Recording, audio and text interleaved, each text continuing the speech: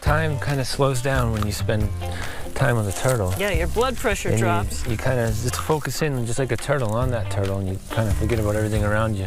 When Hancock author and naturalist Cy Montgomery met wildlife artist Matt Patterson, they knew it was a perfect creative match. He lived in New Ipswich at that time, and we both just loved animals so much, and the minute that we met, we felt like, wow, kindred spirit. The two nature lovers immediately dove headfirst into a world Matt has been studying for years, the lives of turtles. This one right here is a radiated tortoise. These are in Madagascar. I saw these when I was in Madagascar, so I think this is probably the most beautiful tortoise in the world. I've always loved turtles. I've loved turtles as far back as I can remember. And I was instantly enchanted.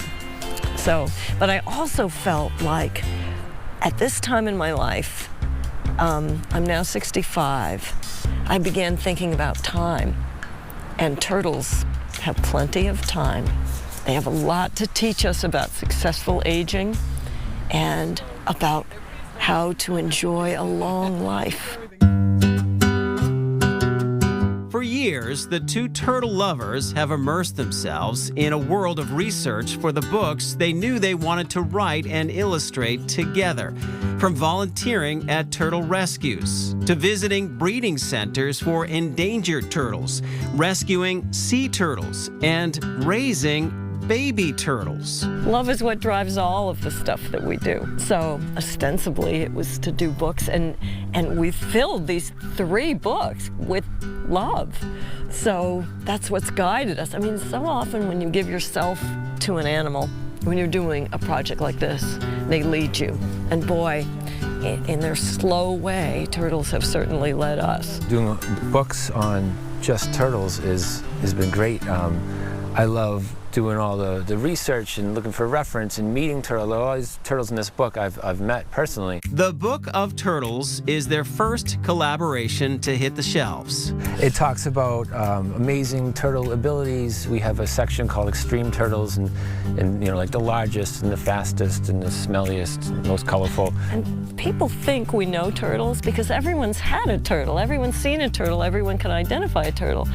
But there are turtles in the world that are absolutely shocking. There are turtles who sleep in the trees. There are turtles with Botox-looking lips, and they're also very smart. Yeah. They have long memories, they have long lives, and our objective in creating this book, of course, is to make people love turtles more than they already do, but also to look at a turtle and just say, wow. Cy, who is the author of 13 award-winning books, says her time with the turtles led her to write her latest literary creation, Of Time and Turtles, Mending the World Shell by Shattered Shell. I turned 60 and was entering a new age class, and who better to teach you about time and successful aging than turtles. I've come to know turtles in a very intimate way, a lot of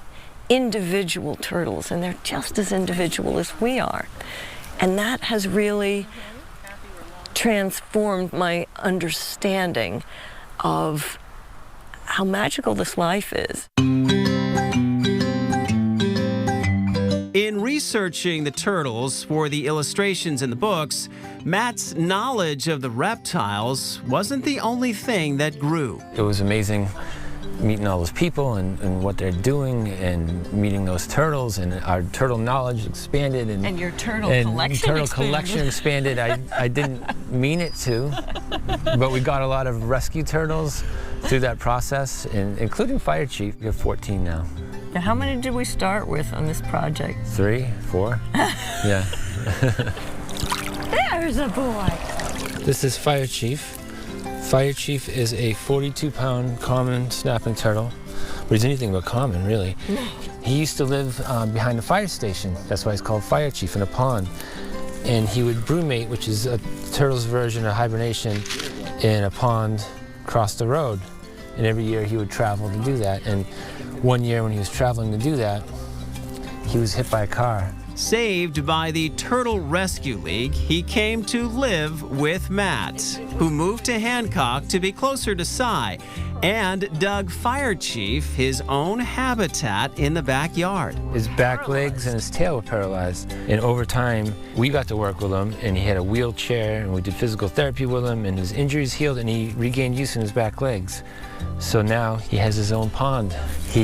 He's king again. Isn't he impressive? He's like a dinosaur with his neck and his head out like that.